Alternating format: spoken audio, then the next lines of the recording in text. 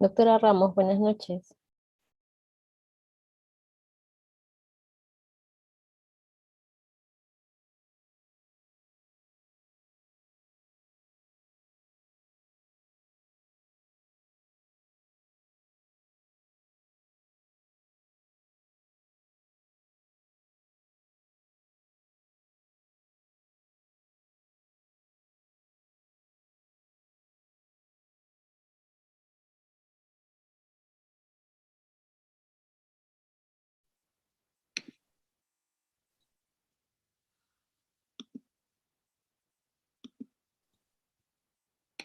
Y buenas noches, perdón. Si no es una cosa, es Ah, otra, creo. Ya no te preocupes, Doctora, buenas Rosita. noches. Aquí Ya, ya estamos. podemos, ya podemos comenzar. Hoy día estamos con la doctora Ramos. Claro que sí. Ok. Bueno, muy buenas noches con todos. Bienvenidos. Pues nuevamente a un nuevo capítulo del curso internacional de enfermedades externas, córnea y cirugía refractiva. A ver, creo que... Bueno, el día de hoy vamos a estar coordinando la clase con la doctora Rosario Peñafiel. Ella es residente de segundo año del Instituto Nacional de Oftalmología. Y el día de hoy contamos con la presencia de la doctora Nayeli Ramos Betancourt, que nos contará su experiencia, sus conocimientos sobre el tema de alergia ocular. La doctora Nayeli Ramos tiene alta especialidad en enfermedades externas, córnea y cirugía refractiva por la UNAM. Actualmente es médico adscrito del Servicio de Córnea y Cirugía Refractiva de la Asociación para Evitar la Ceguera en México. Es profesor titular del curso de enfermedades oculares externas y además es profesor adjunto del curso de metodología de la investigación en oftalmología por la UNAM. Nayeli, nuevamente te agradecemos por aceptar nuevamente acompañarnos y pues bienvenida, adelante. Muchas gracias, doctora Alvarado, y bueno, a todos por la invitación. Es un placer estar con ustedes. La verdad es que tengo muchos amigos queridos que han estado en el hospital de allá. Bueno, ahora actualmente la doctora Alvarado, entonces pues es un placer estar aquí y hablar de uno de mis temas pues favoritos, que son las alergias oculares.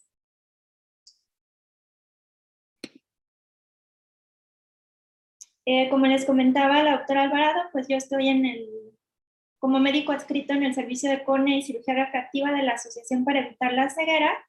Y pues bueno, ahí en el servicio de córnea recibimos muchísimos pacientes con alergias complicadas o conjuntivitis en general complicadas.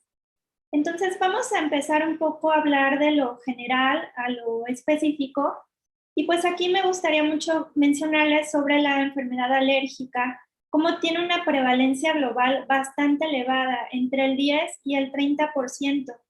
Y ya hay muchísimos artículos y páginas de internet específicas donde calculan incluso el costo económico y la carga que presenta el sistema de salud y también el impacto que se tiene sobre la discapacidad en los pacientes o las incapacidades que presentan los pacientes debido a esta patología. Y también otra parte muy importante respecto a esta enfermedad es que va cada vez en incremento, sobre todo se está diagnosticando muy frecuentemente en niños y adultos jóvenes, que sería como el primer pico de edad, pero también en adultos estamos presentando alrededor de los 30 años e incluso en adultos que tienen mayor edad, entre 50 y 60, como un primer cuadro de presentación. Entonces esta enfermedad va en aumento y hay muchas hipótesis respecto a los lugares en donde se está viviendo, respecto al cambio climático, respecto a la contaminación, etcétera. Entonces, es algo que debemos tener muy en cuenta dentro de la patología, dentro de las patologías que nos van a llegar en el día a día al consultorio. Entonces, aquí es solamente para mostrarles el espectro alérgico, ¿no? De la enfermedad alérgica.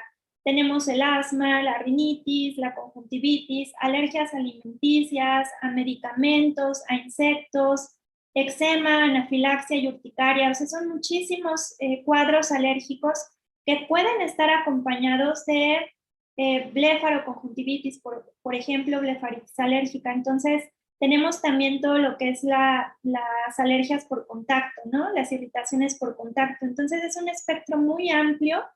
Y aquí es importante también mencionar a los pacientes con atopia, es decir, que tienen 2 o más de estos cuadros, generalmente es dermatitis, conjuntivitis, rinitis o asma. Entonces debemos de estar como muy despiertos a que el paciente también puede presentar cuadros alérgicos a otros niveles del organismo. También aquí, dentro de las páginas que consulté para la prevalencia actual o más reciente respecto a las alergias a nivel mundial, podemos observar cómo los países que están en blanco no tienen datos estandarizados, pero sí hay zonas tanto en Sudamérica, en América Central y en Sudamérica, donde tenemos una alta prevalencia de la enfermedad alérgica reportada a nivel mundial. Entonces esto es muy importante porque quiere decir que ya hay un interés en este tema y también que son enfermedades que van a tener un tratamiento crónico y que van a tener un impacto directo sobre los sistemas de salud, como es el caso de esta enfermedad o de esta expresión de la alergia en el organismo, que es el asma. Asimismo, ya tiene muchos años que esta Organización Mundial para las Alergias realizaron un estudio internacional para determinar el asma y las alergias en la edad pediátrica, que le llamaron ISAC.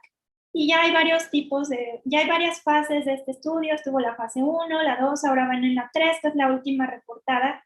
Y lo que quiero mostrarles aquí en el mapa es cómo ellos dividen el asma de la rinoconjuntivitis, recordando que en estudios en niños, cuando tienen presente la rinitis alérgica, generalmente hay conjuntivitis y viceversa, ¿no? Es un alto porcentaje que presentan el cuadro simultáneo y esto solamente es para que lo tengamos en mente cuando recibimos niños con alergia en los ojos, ¿no? Con conjuntivitis alérgica, de las diversas o queratoconjuntivitis alérgicas, como veremos los cuadros más adelante.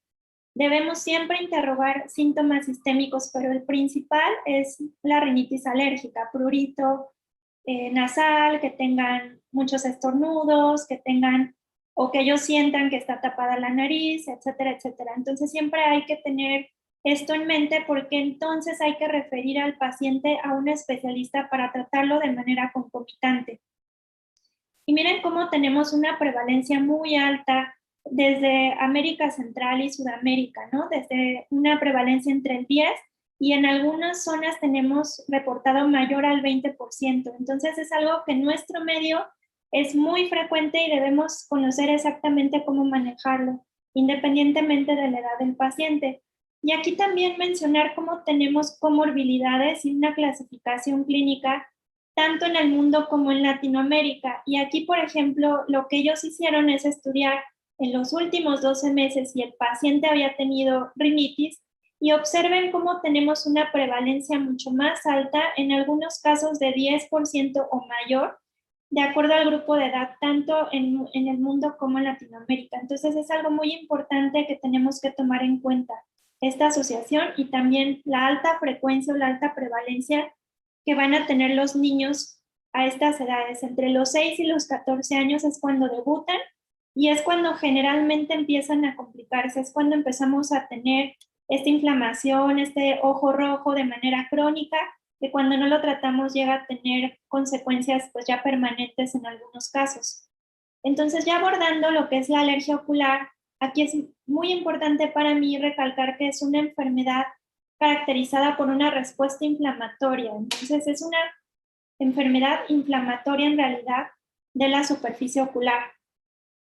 Y como todas las respuestas alérgicas, pues van a tener una respuesta inmune exacerbada o descontrolada que vamos a llamar hipersensibilidad, que generalmente aquí va a ser de tipo 1, donde se involucra la inmunoglobulina E, cuando es en la etapa aguda.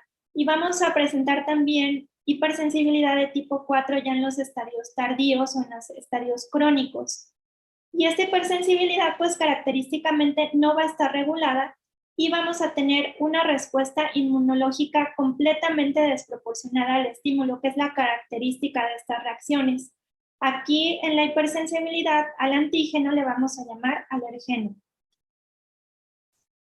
Y como comentábamos, pues este alergeno generalmente va a ser un agente que va a ser común en el ambiente, que va a desencadenar esta respuesta de hipersensibilidad mediada por IgE. Aquí pues el típico caso del polen, ¿no? Que tenemos las alergias que son estacionales, que el paciente ya desde que es niño, o los papás ya saben que en la primavera o en ciertas épocas del año muy específicas, de acuerdo a cada país, pues vamos a tener este tipo de reacciones y vamos a empezar con los síntomas. Asimismo, también pueden ser episodios agudos, por ejemplo, con la picadura de un insecto.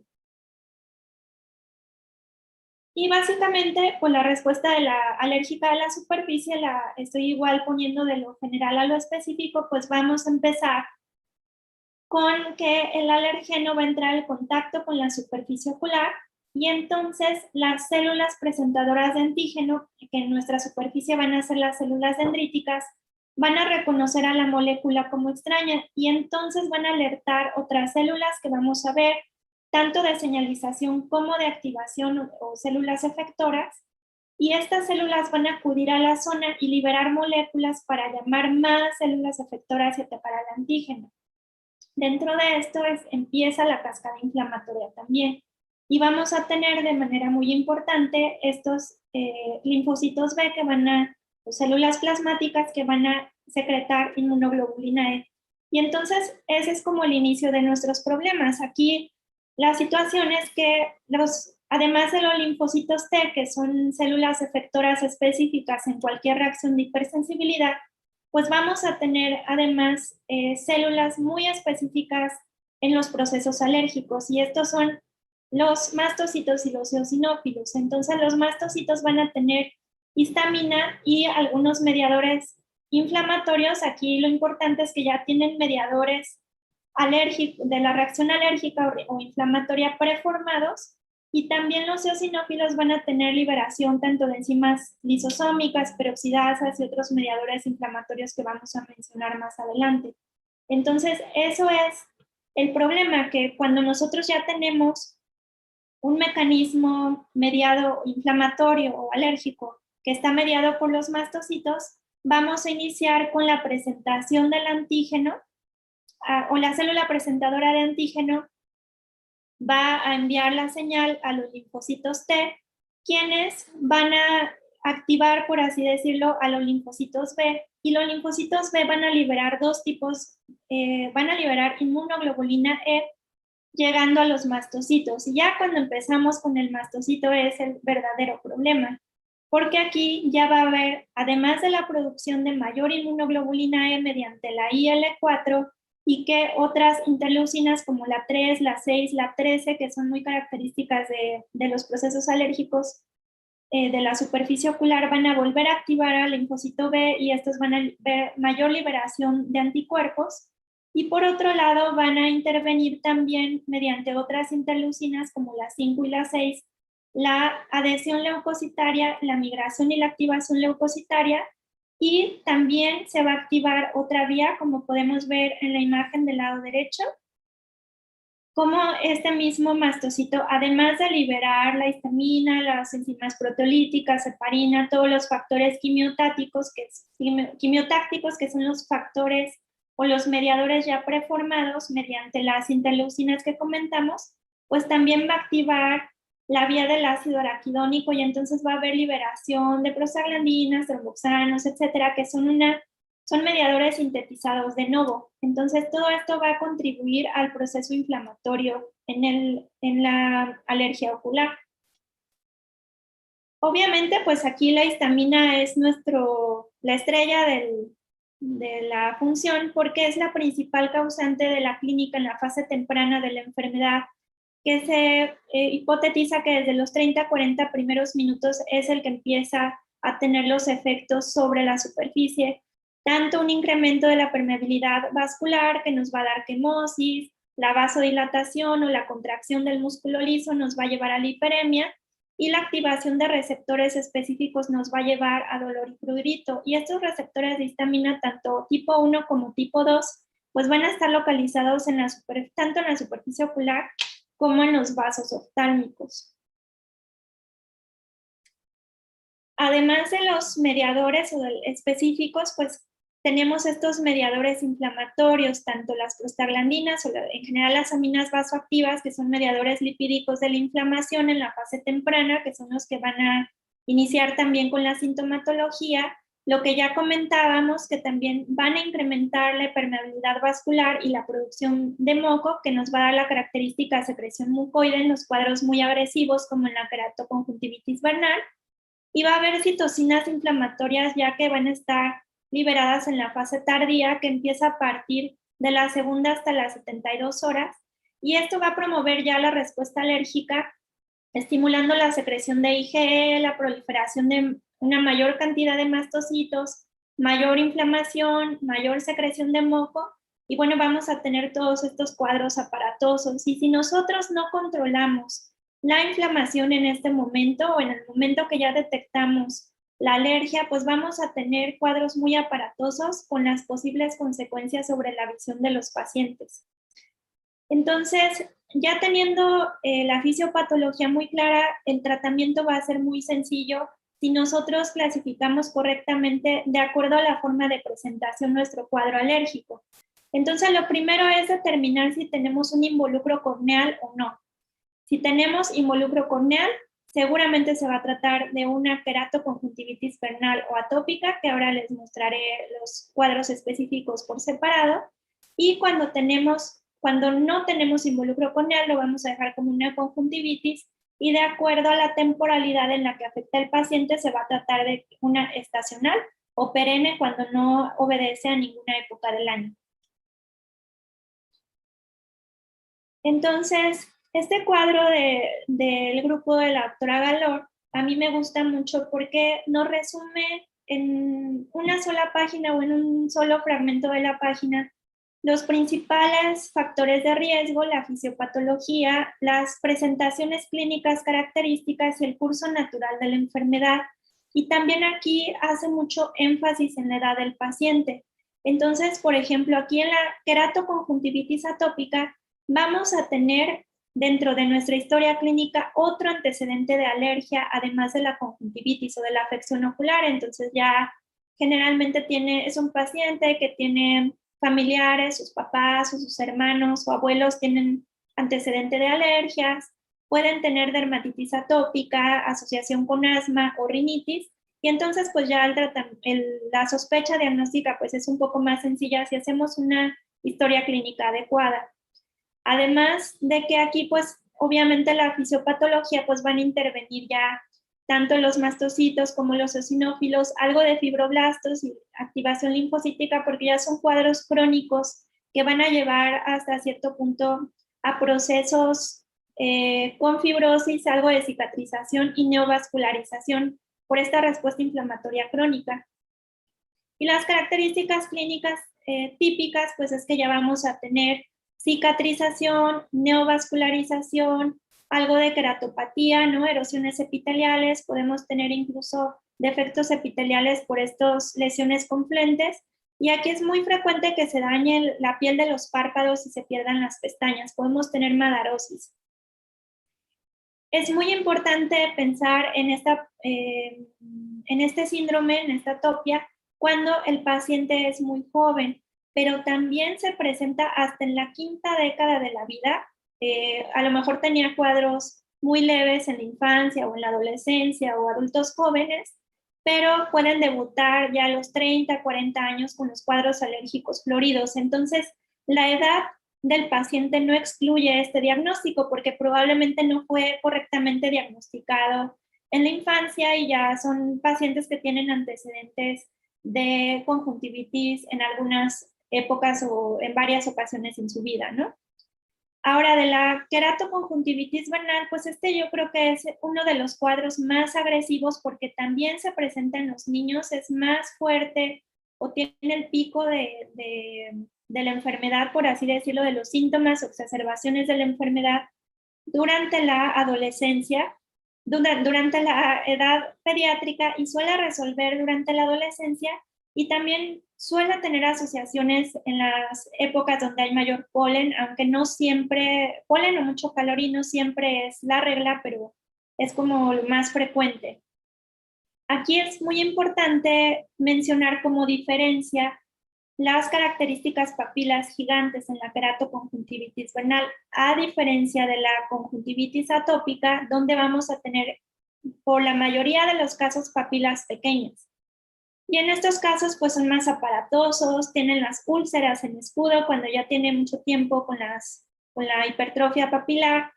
Hay cicatrización conjuntival, puede haber neovascularización corneal, y aquí pues igual la respuesta inflamatoria ya es crónica. Y pues aquí la hipótesis es que es más asociado a los alergenos del ambiente, por eso lo de los meses, y es más frecuente en hombres que en mujeres, en niños que en niñas, a diferencia de la atopia, que no se ha encontrado una diferencia por sexo. Ahora, tanto la conjuntivitis, ahí se equivocaron en la parte de arriba, es una conjuntivitis estacional o perenne, pues aquí ya son alérgenos ambientales, pueden estar presentes todo el año, por ejemplo, los pacientes que son alérgicos al polvo, o pueden ser estacionales también al polen. Y aquí pues básicamente está ligado a la liberación de IgE de manera aguda, ¿no? Con la liberación o la degranulación de mastocitos. Y vamos a tener hiperemia, quemosis, descarga mucoide también. Y ya aquí nada más mencionar como diagnóstico diferencial de la conjuntivitis papilar gigante, aquellos que tienen un uso de lente de contacto, que tienen una prótesis, que tienen una sutura, por ejemplo, que hayamos operado una válvula, alguna irregularidad sobre la superficie, y estos pacientes o usuarios de lentes de contacto, y van a presentar hipertrofia papilar. Aquí, aunque el tratamiento es prácticamente o es muy similar, la fisiopatología es diferente porque esto es una reacción a cuerpo extraño, a diferencia del resto de las alergias, por lo cual no lo tratamos en específico dentro de la plática. Entonces, ya que nosotros tenemos el diagnóstico, esto es como el requisito: que el paciente tenga prurito, que el paciente tenga papilas, independientemente de su tamaño. El tamaño nos va a ayudar a hacer el diagnóstico diferencial. Generalmente tienen hiperemia, lagrimeo, etcétera. Entonces nosotros vamos a poder hacer el cuadro o integrar nuestro diagnóstico de manera clínica con mucha facilidad. Al final hablaré de un diagnóstico diferencial muy importante porque es prácticamente indistinguible, y lo único que nos da la pauta para hacerlo es la historia clínica. Y cuando tenemos duda todavía de que se trate de un cuadro alérgico, podemos hacer prueba de IgE en secreciones, tanto conjuntival como nasal. Nosotros solemos mandar la secreción de conjuntiva nasal. En cualquier laboratorio prácticamente lo hacen para detectar las células inflamatorias características. Entonces, aquí, bueno, pues muchos cuadros alérgicos, ¿no? O sea, los úlceras en escudo, ya un paciente con quemosis, con una alergia crónica, y esta conjuntivitis esta conjuntivitis papilar gigante con el característico acúmulo de moco. Entonces, ya que nosotros tenemos claro cuál es el cuadro que tiene nuestro paciente, bueno, pues ya ahí es algo muy importante personalizar el tratamiento que vamos a darle. Es decir, que si ya sabemos que tiene una conjuntivitis perenne, una conjuntivitis que va a ser crónica porque el paciente tiene esta alergia al polvo, y pues por más que haga esfuerzos, tal vez en su casa lo tendrá controlado, pero pues en el resto del ambiente que tiene que convivir el paciente al salir al trabajo, al salir a la escuela, es imposible realizarlo. Entonces sí tenemos que darle tratamiento de acuerdo a cada patología. En este caso sería un tratamiento crónico. Es importante, antes que indicar el resto de los tratamientos, hablar de las medidas generales del paciente de acuerdo al tipo de alergia que tiene. Y de esto siempre también nos podemos apoyar con un alergólogo para hacer las pruebas específicas, como les comentaré más adelante. Pero básicamente lo que nosotros indicamos, además de las medidas generales, aquí olvidé mencionarles los momentos fríos. o colocar los frascos de medicamento en un recipiente hermético en el refrigerador. Eso en las etapas agudas ayuda muchísimo al paciente. Y obviamente aquí tenemos que utilizar antihistamínicos. Los lubricantes oculares son de entrada los dos que debemos dejar. Y muy importante utilizar antiinflamatorios, pueden ser no esteroideos, corticoesteroides o inmunosupresores en los casos severos, y también en los casos que ya sean refractarios a tratamiento podemos apoyarnos con el inmunólogo, como les mostraré en unos momentos. Entonces, aquí hay muchas opciones terapéuticas para la alergia y por eso debemos estar como de acuerdo al cuadro clínico que está presentando nuestro paciente. Pero si se fijan, el común denominador de las opciones terapéuticas pues son los antihistamínicos y los estabilizadores de mastocitos.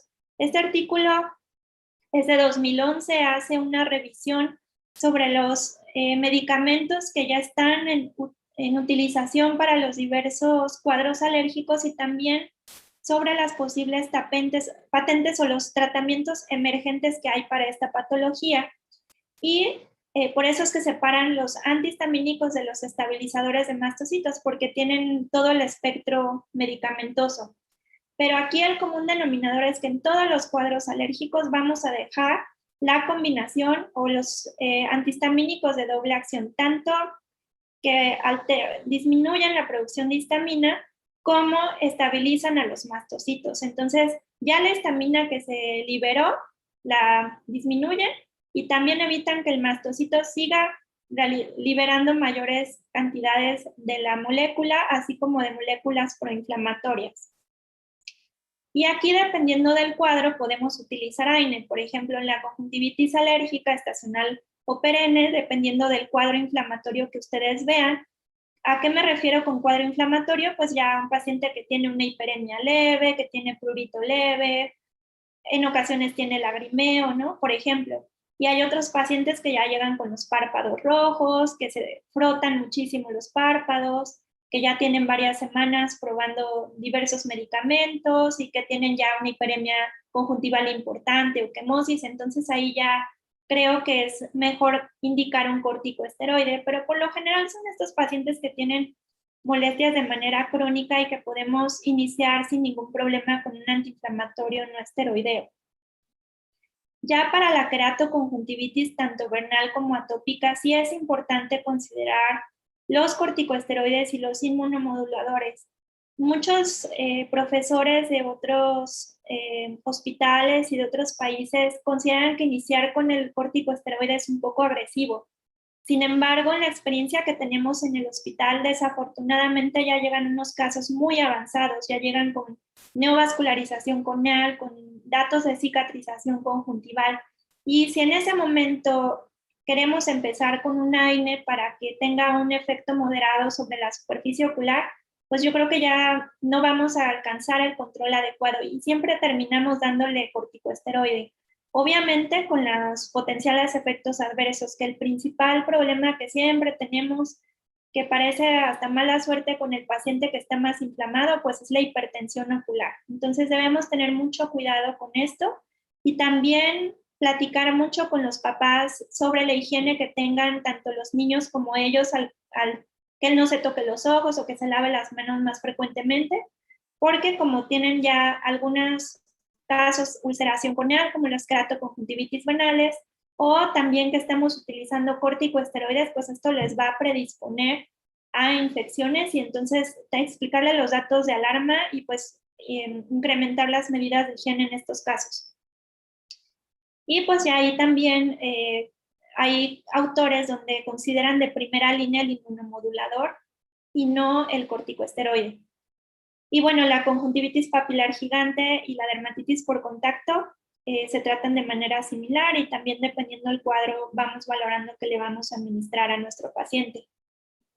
Entonces aquí este artículo ya tiene varios años, pues casi 20, pero creo que no ha cambiado tanto estas medidas que proponen como de tratamiento primario o lo primero que tenemos que hacer en nuestro paciente tiene 3 fases. La primera en la alergia ocular es determinar si es aguda o crónica y dar el tratamiento primario con las compresas frías y los lubricantes de preferencia sin conservador. ¿Por qué? Porque recordemos que estos pacientes tienen inflamación, probablemente ya llegan con inflamación crónica. Entonces, si nosotros adicionamos medicamentos con conservadores, vamos a dañar más la superficie ocular y vamos a contribuir a la inflamación del paciente.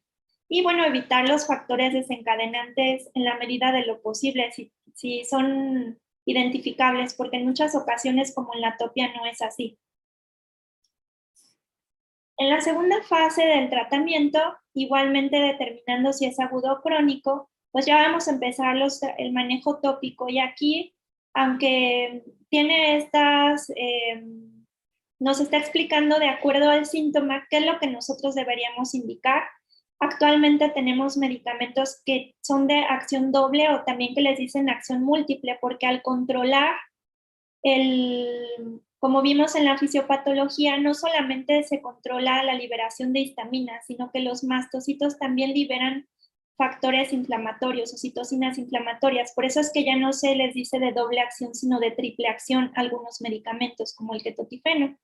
Entonces, es por eso que nosotros vamos a poder indicar, si tenemos disponibilidad, siempre agentes de acción múltiple, tanto tópicos, que es la primera línea, como también se pueden indicar sistémicos. Ya ahí, creo que en los casos de nosotros como oftalmólogos debemos manejar los antialérgicos básicos, como loratadina, como levocetiricina, pero ya casos más complejos, o por ejemplo en pacientes con una alergia muy agresiva como las vernales, sí considero que deberíamos enviarlo a un especialista en alergias para apoyarnos con el tratamiento sistémico. Y aquí tenemos todos los antialérgicos tópicos con acción múltiple. No todos están disponibles en todos los países. Aquí en México, por ejemplo, todavía no tenemos el besilato de bepotaztina, pero en general el ketotifeno, la olopatadina, tiene también dos presentaciones, punto 1 y punto 2. Acelastina, epinastina, alcaftadina, tenemos en la mayoría de nuestros centros o en las farmacias y están alcanzables. Y todos estos tienen acción múltiple, entonces sin problema podemos indicar lo que tengamos disponible para nuestro paciente. Como tal, en los estudios comparativos entre ellos, no hay una diferencia significativa en términos de la eficacia, ¿no? O sea, algunos tienen una acción mucho más rápida, en minutos, en horas, en comparación a otros, pero la verdad es que la eficacia, o sea, lo que nosotros queremos, que es el control del proceso alérgico, pues es alcanzado por todos. Entonces no hay como una preferencia como tal de eso.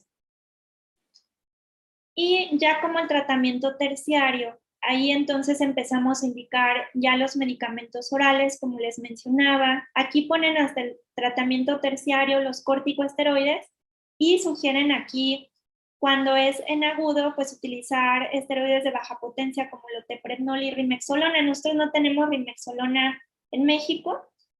Y también indicar agentes de acción múltiple oral como el ketotifeno. Y ya aquí valorar si necesitamos hacer inmunoterapia específica, que eso es muy frecuente que tengamos que apoyarnos, sobre todo para el tratamiento de los niños. Y en los crónicos, pues es algo muy parecido, solamente que lo que cambia es que ya son más agresivos con los corticosteroides tópicos. Ya, por ejemplo, selecciona la dexametasona como la terapia ahí indicada para los cuadros agresivos.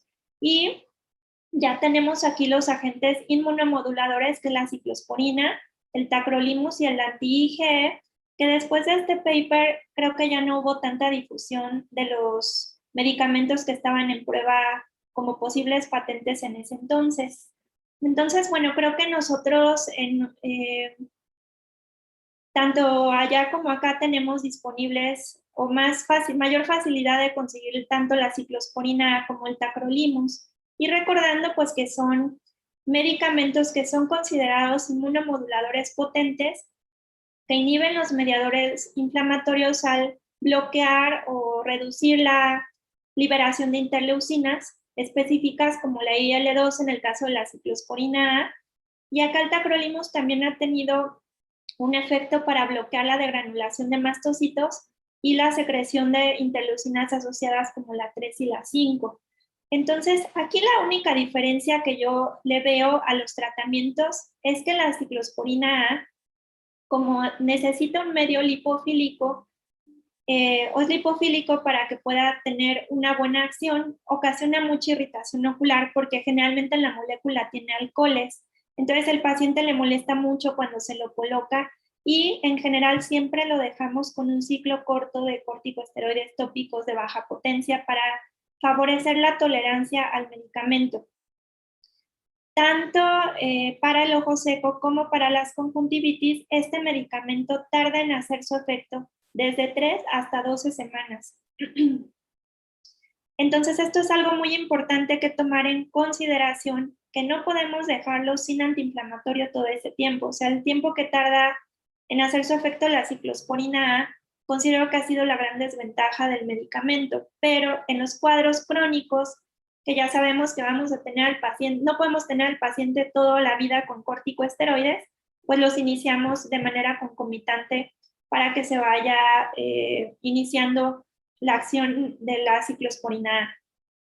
Y respecto al tacrolimus, en los estudios que básicamente se ha utilizado para las queratoconjuntivitis refractarias a tratamiento, pues el efecto de acción es mucho más rápido.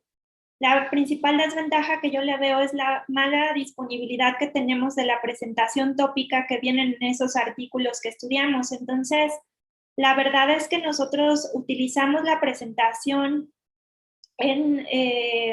dermatológica que viene en ungüento al 0.03% y es la que le indicamos a los pacientes dependiendo de la tolerancia y de la agresividad del cuadro. Puede ser cada 12 horas, puede ser cada 24, hasta cada 72 horas. Y la verdad es que hemos tenido buenos resultados, pero son basados en experiencia y no es el medicamento que nosotros leemos en los artículos a la concentración que debe ser. También en México tenemos una presentación veterinaria, de uso veterinario, y pues algunos médicos lo indican y le explican al paciente que es excelente medicamento, que tiene el procesamiento idéntico, pero pues la verdad es un poco complejo estar tratando con ese tipo de medicamentos, ¿no? Entonces sí es una limitación, es que no tenemos una presentación oftalmológica en México. Aquí también en la parte del tratamiento para los niños, ¿no? Ya ha habido muchos estudios, estos autores yo creo que son los que más han tenido publicaciones respecto al tema. Y bueno, aquí si observamos el cuadro o los tratamientos de primera línea, segunda línea, tercera línea, pues en realidad son muy parecidos. Ahí en uno de los papers que les enseñé, vienen todos los medicamentos que están permitidos, todos los medicamentos que hay para las alergias oculares y viene la edad que está aprobada por la FDA a partir de qué edad se puede utilizar. Y la mayoría de los medicamentos tienen una autorización por FDA a partir de los 2 años de edad. Entonces, en realidad es muy similar el tratamiento que vamos a tener en los niños y en los adultos. Y creo que en los niños tenemos en ocasiones que ser más agresivos porque la inflamación que ellos presentan es peor que la que tienen los adultos. Entonces aquí igual los antihistamínicos de acción dual o de acción múltiple, los corticosteroides como segunda línea, y aquí nos sugieren que sean menos de 7 días porque esta es una revisión como sistemática de los alergólogos, por así decirlo, de los pediatras, hacia la oftalmología, de cómo ellos nos sugieren que deberíamos hacer. Y aquí dice que son menos de 7 días a menos de que estén bajo el cuidado de un oftalmólogo. Y ya la tercera línea son los antihistamínicos orales y la inmunoterapia específica para alergenos. Que esto pues ya es en los casos refractarios a nuestro tratamiento y pues va a ser muy frecuente en los casos de queratoconjuntivitis atópica y en las vernales que lo tengamos que enviar. Y pues el consejo siempre es que si lo tenemos disponible, lo enviemos, ¿no? Si tenemos un especialista disponible, lo hagamos partícipe de nuestro manejo. Y aquí también, en este estudio, los japoneses tienen pues muchísimos artículos de estudio respecto a esta patología porque tienen una alta prevalencia, como vimos en los mapas de la enfermedad, y ellos nos proponen este manejo para las queratoconjuntivitis vernales. Empezar con los tratamientos antialérgicos y de ahí, como primer paso, les dan terapia inmunosupresora. Aquí en estos casos ellos consideran tanto el tacrolimus como la ciclosporina, principalmente el tacrolimus. Y de ahí se van, cuando ya tiene moderado, entonces le dan esteroides o corticoesteroides de baja potencia o ungüentos de esteroide en una baja frecuencia, y en los severos ya les dejan unos esteroides de alta potencia o con una alta frecuencia de administración, les indican medicación oral con esteroides también, o también dependiendo del cuadro, cuando ya son unas papilas gigantes, que ya tiene tenemos las úlceras en escudo, que son ya defectos epiteliales persistentes, porque obviamente está ahí la irritación o la fricción constante de las papilas gigantes, entonces se puede hacer una inyección conjuntival de esteroides y también hacer el manejo quirúrgico con la resección de las papilas gigantes para tratar de controlar también ahí el daño corneal. Entonces, esto depende de la gravedad del caso y ya también que nosotros hayamos hecho un diagnóstico previo de manera correcta.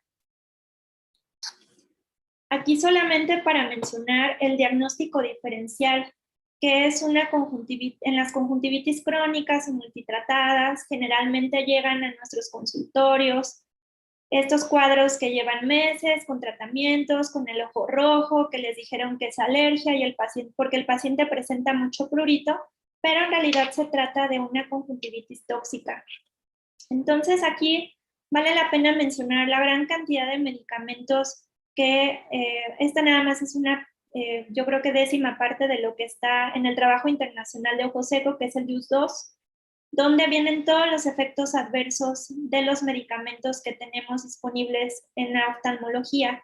Y aquí, sin querer, pusieron, por así decirlo, a la olopatadina y a la emedastina, que no necesariamente generan citotoxicidad epitelial o alteraciones en el epitelio por la sustancia activa, sino que debemos tener en cuenta que estos medicamentos antialérgicos, la mayor parte también tienen conservadores. Entonces, lo que hacemos a veces es que cuando no funciona el medicamento, digamos la olopatadina tiene su indicación cada 24 horas. Entonces, si el paciente persiste con prurito, es muy frecuente, al menos aquí en México, que digamos, bueno, póngaselo cada 12. No, pues ahora cada 8, porque le va quitando un poco el prurito y entonces no tomamos en cuenta los conservadores que contienen los tratamientos que le estamos dejando, porque además tiene corticoesteroides tópicos que también tienen esteroides, dejamos un lubricante con conservadores, aparte el paciente se pone gotas de lo que le haya recomendado algún conocido y esto va potenciando o va incrementando la toxicidad ocular.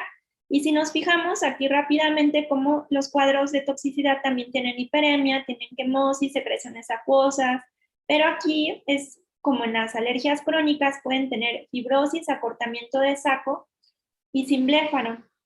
También en los anexos pueden presentar edema palpebral, que es muy similar al cuadro alérgico, pero aquí es muy importante que pueden presentar estenosis de punto lagrimal, sobre todo en los cuadros clónicos. Y en la córnea, igual que las alergias, erosiones, defectos epiteliales, panos y neovascularización.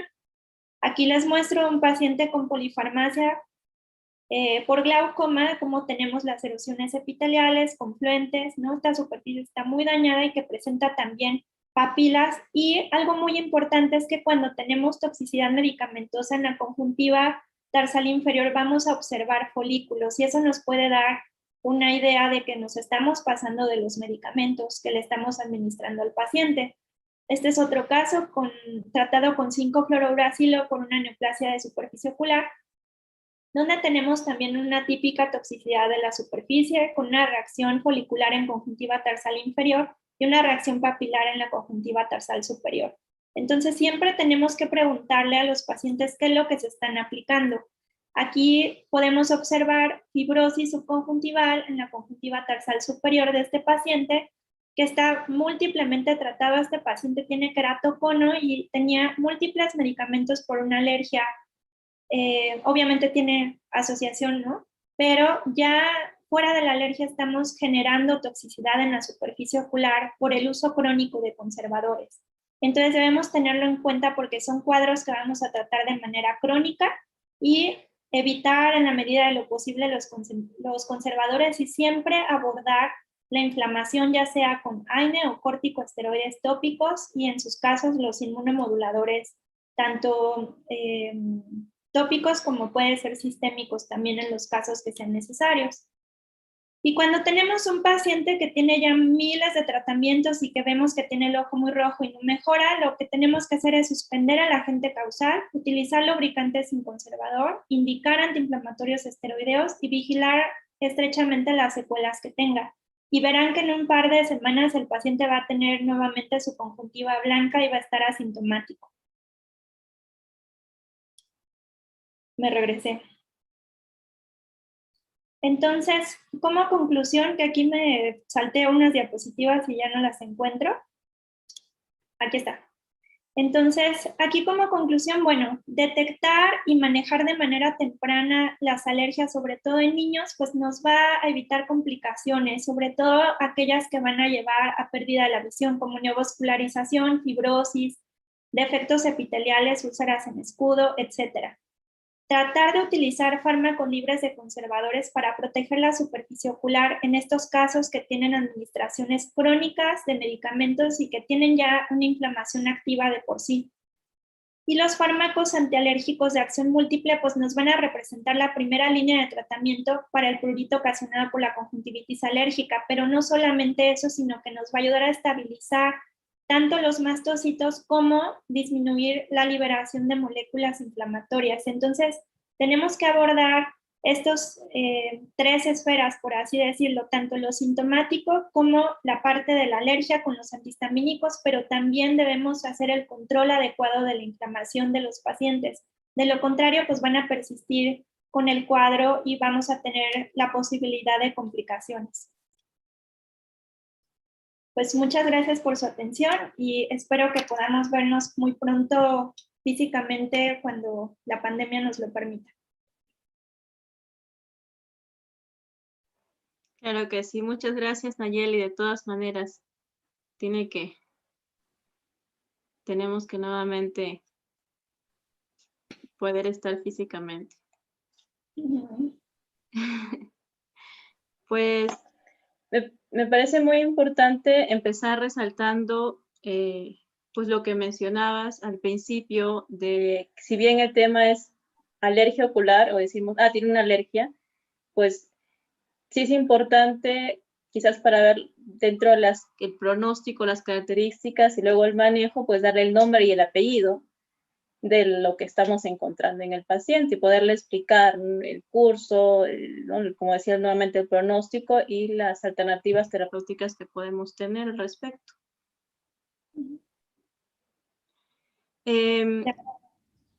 Claro, en ese contexto quería empezar preguntándote qué tan importante o qué tan, qué tan importante ha sido en el manejo de estos pacientes, sobre todo en los niños, el manejo multidisciplinario conjuntamente con un alergólogo, o sea, dentro de lo que has visto en tus pacientes.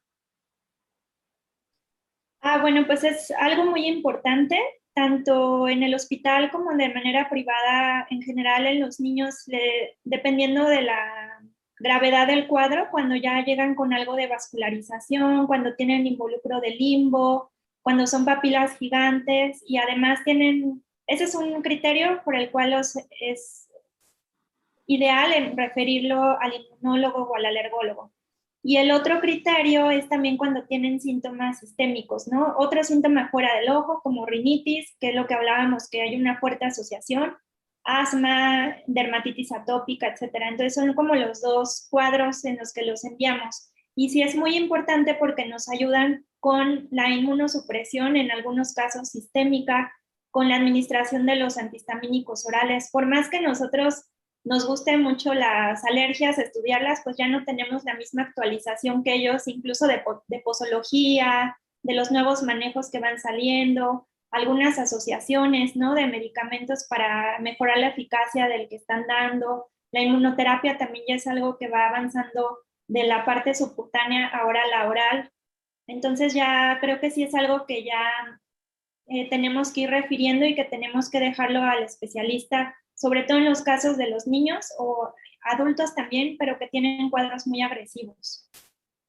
Y en cuanto al uso de los corticoides, preguntaban si alguna vez has considerado o tienes experiencia con usar, por ejemplo, vía inhalatoria, la fluticasona en estos casos, o ya eso lo maneja el alergólogo. Lo maneja el alergólogo, generalmente les dejan igual un esteroide inhalado y, por ejemplo, también les ayudan mucho fármacos del tipo de Montelukast, etcétera. Pero en realidad, como tal, siempre tenemos que dejarle nosotros el tratamiento tópico. O sea, aunado a lo que ellos les dejan, siempre dejamos manejo tópico. No lo podemos sustituir. ¿Y cuál es, digamos, la edad mínima o el más pequeño que has podido ver con esos temas de alergia? No pregunta si tienes experiencia en niños menores de 2 años y en todo caso si cambia un poco el manejo en estos pequeños o igual como lo habías demostrado en la plática. De menores de 2 años, la verdad no tengo experiencia. O sea, sí tenemos, por ejemplo, conjuntivitis por cuerpos de inclusión, ¿no? Y tracoma, y hemos tenido rosáceas en niños muy pequeños, de 1 año por ahí, pero de alergias en niños tan pequeñitos, no. Yo creo que sí, aunque sí debe haber casos, el pico generalmente empieza entre los 5 o 6 años y termina en la adolescencia. Digamos, ya sabemos que, como bien nos mencionabas, que por ejemplo dentro ya de manejo médico en los fármacos que son de acción múltiple, ketotifeno, lopatadina, digamos, tienen como acciones similares y en sí en los estudios no se ha visto como alguna superioridad de uno sobre otro, pero en tu práctica, ¿prefieres alguno de los dos? ¿En qué momento decís darle ketotifeno? ¿En qué momento decís darle olpatadina? ¿O es indistinto? Yo creo que sí tengo preferencia de acuerdo al cuadro clínico, es decir, que si tengo mi única situación con la olopatadina es si tengo una alergia que no responde bien y que voy a dejar muchísimo tiempo el tratamiento, ¿no? Digamos años. Entonces, a mí la olopatadina me gusta mucho para los casos estacionales, porque su administración es cada 24 horas, podemos iniciarlo en cuanto el paciente presenta algún síntoma o incluso si ya tiene muy fijo la época del año en la que lo tiene, es cuando generalmente a mí me gusta muchísimo utilizar la olopatadina, al igual que en las reacciones que podemos controlar de manera un poco más rápida, como la conjuntivitis papilar gigante.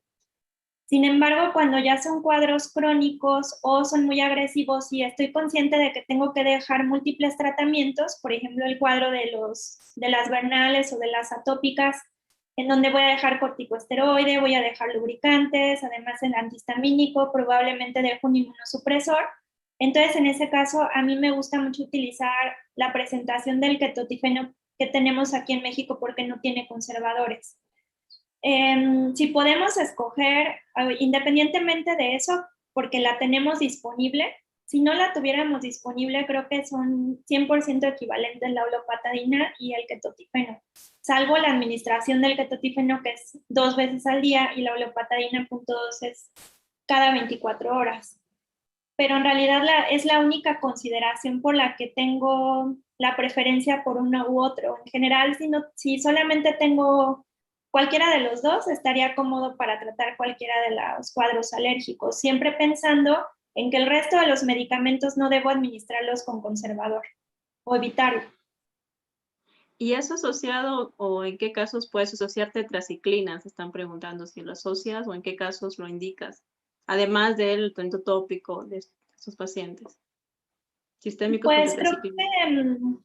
creo que lo ideal es en los casos donde tienen defectos epiteliales y que ya tienen inflamación de los párpados. Sin embargo, en los cuadros que vemos muy agresivos, en los niños no podemos utilizar las tetraciclinas. Entonces hay alternativas como la eritromicina, etcétera, pero sí la verdad es que no es un medicamento que yo tomaría como de primera línea. Al contrario, creo que elegiría mejor un antihistamínico, incluso un corticosteroide vía oral, obviamente siempre apoyándome con el pediatra o el alergólogo. Como tal, no es como un medicamento en el cual yo pienso cuando tengo un paciente con alergia, las tetraciclinas. En cuanto al uso de los corticoides, pues sí se menciona que, inicialmente de preferencia como de baja potencia, pero has usado o qué porque a veces tienen miedo de poder usar, no sé, dexametasona o prednisolona. Entonces, ¿cuál es tu experiencia que nos pudieras recomendar al respecto? Porque siempre hay ese miedo, ¿no? Y a veces se necesita, porque el cuadro está tan encendido, tan prendido, que tú le pones, no sé, un noteprednol y ni cosquillas a la superficie. Sí, creo que es algo que, bueno, la doctora Alvarado y yo hemos trabajado mucho con los pacientes y yo creo que si un paciente es hiperreactor a esteroides, aunque le pongamos inhalado, dermatológico, o sea, se le va a subir la presión intraocular. Entonces, si tenemos un cuadro agresivo, pensando en estos niños que llegan con neovascularización corneal, que tienen una úlcera en escudo, que tienen papilas gigantes, muchas secreciones, etcétera, pues yo la verdad es que sí les dejo, a mí me gusta mucho acetato de prednisolona cuando tienen involucro corneal o incluso dexametasona, que también en México tenemos una presentación sin conservadores. Entonces yo creo que pues sí es un riesgo que hay que tomar. Nunca hay que dejarlos por mucho tiempo, pero sí necesitamos controlar el proceso inflamatorio, porque si no, vamos a estar semanas o meses tratando de mejorar al paciente y vamos a terminar en lo mismo, nada más en el intermedio con otros esteroides de baja potencia, ¿no? O ya a lo mejor el paciente presenta alguna otra complicación si no somos agresivos. Entonces sí, pues es algo muy desafortunado que tengamos que dejar corticosteroides, pero es el caso, por ejemplo, también de las uveitis, ¿no? No nos queda de otra más que tomar el riesgo porque si no ya ese paciente se va, digamos, a trasplante de córnea o tiene otras complicaciones a largo plazo. Entonces sí, pues el hiperreactor a esteroides, no importa el tipo de esteroide que le demos, pues se va a hipertensar y no dejarlos durante mucho tiempo, irlos sustituyendo, si ya sabemos que va a ser que es un cuadro muy agresivo, pues sustituirlo ya o empezar de una vez con algún inmunomodulador tópico y también ver lo de la referencia a un alergólogo para que nos apoye con el control de la inflamación sistémica también. Y en el caso justo de los inmunomoduladores, digamos, empecemos por la ciclosporina. Sabemos que, bueno, comercialmente tenemos la más usada, dos presentaciones de las dos y que son diferente concentración y diferente, digamos, dilución. ¿Hay una preferencia por ambas? ¿Cuál prefieres usar? ¿O siempre usas una de ellas? Digamos, entendiendo de que el paciente lo pueda comprar, porque también hay una diferencia significativa entre una y otra. Pero en cuanto a la eficacia o el efecto que se encontraron estos pacientes con alergias, en cuanto a la ciclosporina, ¿no? De la ciclosporina, pues la verdad es que es muy variable, ¿no? O sea, tenemos las dos presentaciones. Respecto a los costos, pues la que es sin conservadores, que tiene un medio lipídico, arde muchísimo y entonces los papás no, es muy difícil que se lo coloquen a los niños, ¿no? Entonces, probablemente la otra presentación es un poco más amable con la superficie ocular, pero no tiene tantos efectos respecto a la eficacia terapéutica.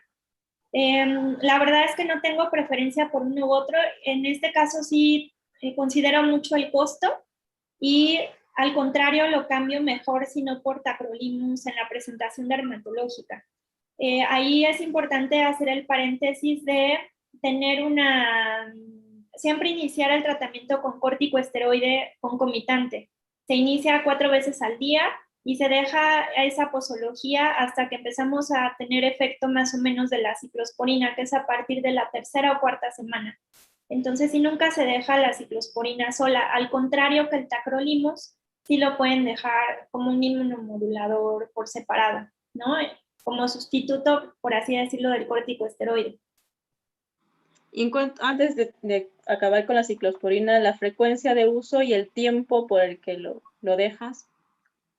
A cada 12 horas y meses, o sea, por lo menos un año, dependiendo del cuadro, ¿no? Las atopias, pues 1 o 2 años, lo que sea necesario, para que se mantenga controlada la inflamación. A veces hay niños que se les deja hasta la adolescencia, los inmunomoduladores. Y ahora en el caso del tacrolimus, que pues sí sabemos que no hay la preparación oftalmológica que quisiéramos, y en el caso de la dermatológica, que sí hay muchos, digamos que no lo toleran o que es, pues sí, es muy irritante. ¿Qué sugerencia o cuál es tu pauta de poderlo indicar a los padres cómo se lo coloquen a los niños para tratar de mejorar la tolerancia a este ungüento dérmico realmente? En general, no me ha tocado que muchos pacientes presenten una toxicidad. A veces esto de la toxicidad interviene mucho con que el paciente compra el tacrolimus que se encuentra. Entonces hay que especificar qué es las dosis más bajas. Acá en México manejamos 2 marcas específicas que creo que son adecuadas por la presentación que tiene, que es un poco más como un gel en lugar de una pomada dermatológica. Y empezamos como la prueba cada 24 horas y si vemos en esos casos que sí les irrita mucho, asociamos un poquito de corticoesteroide durante 2 o 3 días y abrimos la posología cada 72 horas. Pero sí es un uso fuera de etiqueta que tenemos con este medicamento dermatológico, ¿no? Entonces es como algo que como tal recomendación de experto no les puedo hacer, sino más bien es una decisión que tomamos basado en la experiencia y en la disponibilidad a nivel de nuestro centro, ¿no? De nuestra población. Y ahora, digamos, pasamos al manejo quirúrgico, como mencionabas, en el manejo de las papilas gigantes, pues que por más gota que le pongamos no van a reducir quizás. ¿Cuál es tu opción de manejo? Mencionabas poner corticoide, me preguntan qué tipo de corticoide y si está diluido y en cuánto está diluido, cómo lo manejas en tu práctica. Dependiendo del paciente y la cooperación, porque por ejemplo desafortunadamente la mayor parte de los pacientes en la que tenemos que hacer esto es en los niños como de 8, 12, ¿no? 6 a veces, o sea, más pequeños y no tienen mucha cooperación, entonces ya hacemos el procedimiento bajo una sedación y tenemos varias opciones. Puede ser dexametasona, que creo que es una opción muy adecuada cuando queremos un control de la inflamación en agudo y que creemos que la superficie ocular por lo demás está ya un poco más estable. Pero también tenemos la opción de colocar betametasona subconjuntival o incluso triamcinolona, cuyo efecto tiene un poco más de tiempo.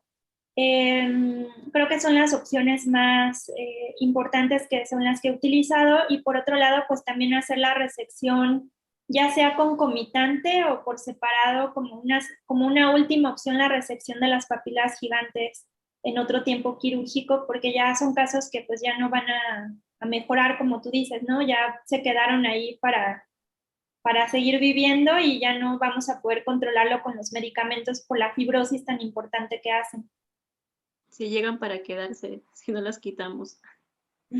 Preguntan si alguna experiencia tienes con loteprednol en ungüento loteprednol en ungüento o colirio para alergias recurrentes. En ungüento no tenemos presentación aquí en México, no tengo experiencia, pero sí en tópicos sí tenemos. Es de este laboratorio aquí de Bausch + Lomb y ya tenemos de otros laboratorios también. Están en 0.2 y 0.5% y sí, generalmente de acuerdo a cómo está ya la respuesta inflamatoria, lo podemos indicar desde un inicio si no está tan inflamado el paciente y queremos empezar con un esteroide suave, pero también podemos utilizarlo ya como para ir reduciendo el corticoesteroide, dado que en algunos casos cuando suspendemos el esteroide tópico se prende otra vez la inflamación, entonces sí puede ser como una herramienta muy útil para ir disminuyendo la cantidad de corticosteroides que le vamos poniendo, ¿no? Como tener un esteroide un poco más suave. Y cuando, por ejemplo, hablábamos también de que es importante recordar estas toxicidades por los medicamentos, preguntaban si esa toxicidad es realmente dosis dependiente o si ha visto casos que sea así en agudo, que hagan una reacción tóxica a algún medicamento, con el uso corto, ¿no? Las dos opciones son correctas, es decir, por ejemplo, que tenemos este paciente, una alergia que les mostraba al final, que tiene queratocono, que ya desarrolló fibrosis subconjuntival y que está utilizando, por ejemplo, el antialérgico 3 veces al día, lubricante con conservadores cada hora, un AINE, además también se les deja algún ungüento, ¿no? Para las noches. Entonces, claro, el efecto sobre la superficie ocular es aditivo. El de los conservadores es aditivo. No tiene como un tope. O sea, entre más conservadores colocamos sobre la superficie, es peor.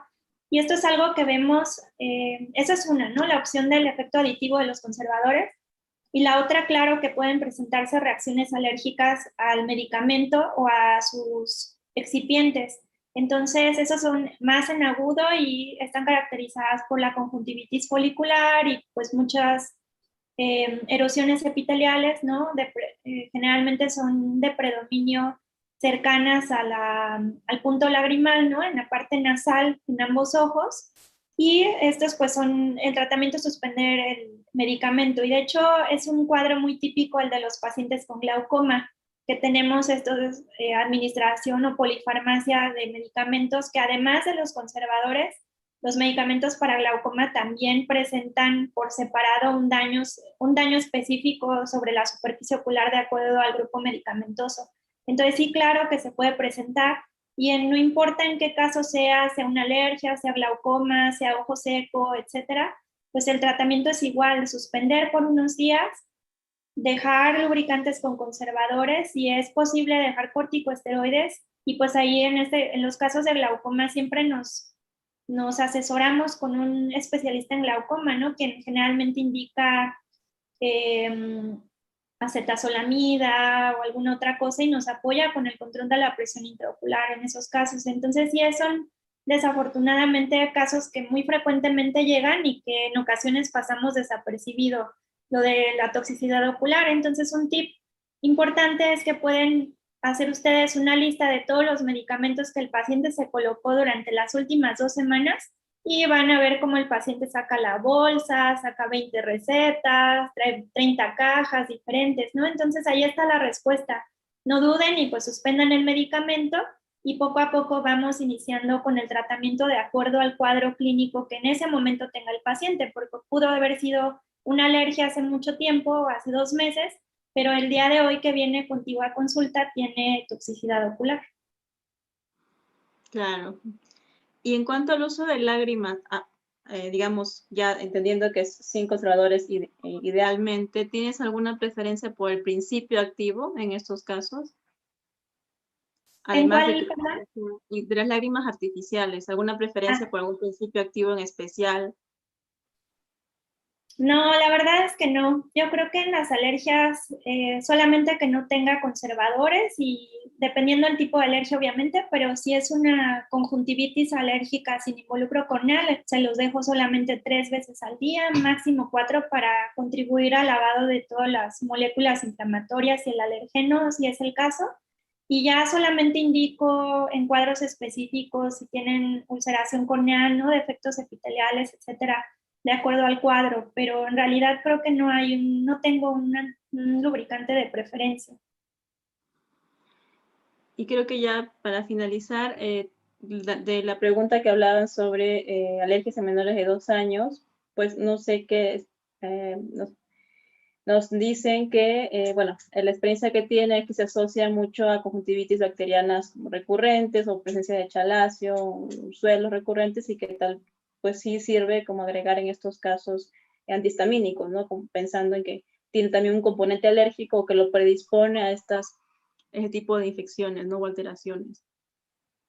En parte sí, ahí es muy difícil el diagnóstico, pero por la edad del paciente, pero yo creo que si ya tiene chalaciones recurrentes, orzuelos de repetición, etcétera, creo que debemos considerar un poco más de diagnóstico primario la rosácea ocular, porque sí es muy frecuente en los niños, no es muy frecuente en los niños pequeños, pero sí cuando ya presentan chalaciones, etcétera, a esa edad pues es muy típico que sea el diagnóstico, la rosácea ocular.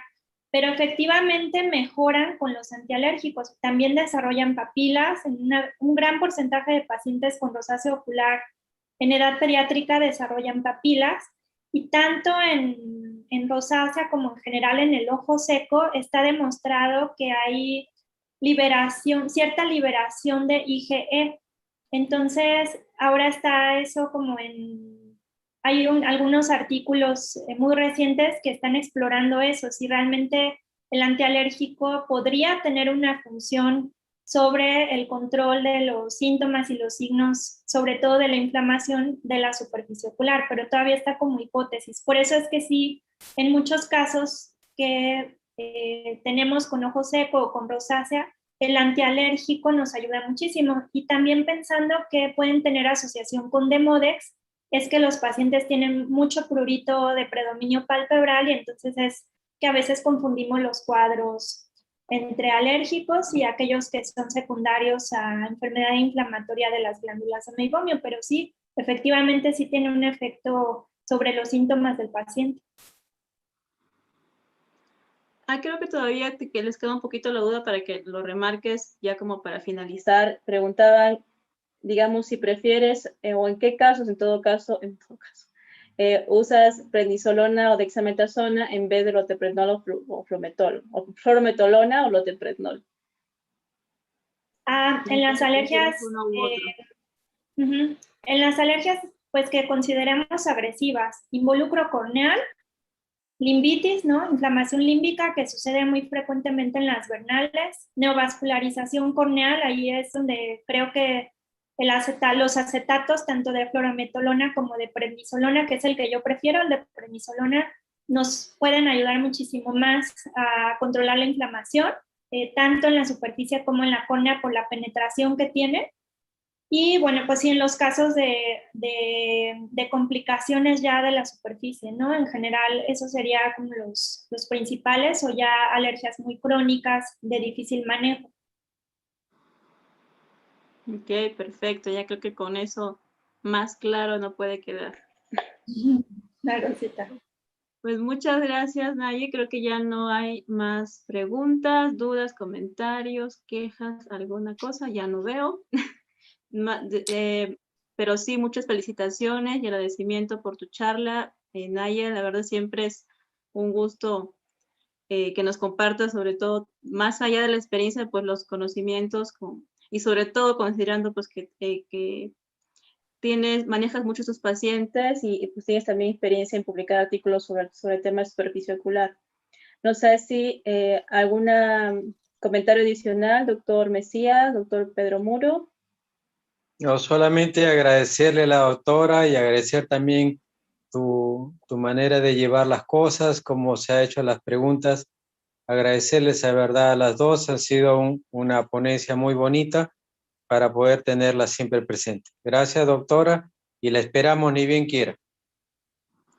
Gracias por la invitación, doctor, y gracias a todos por estar hoy aquí.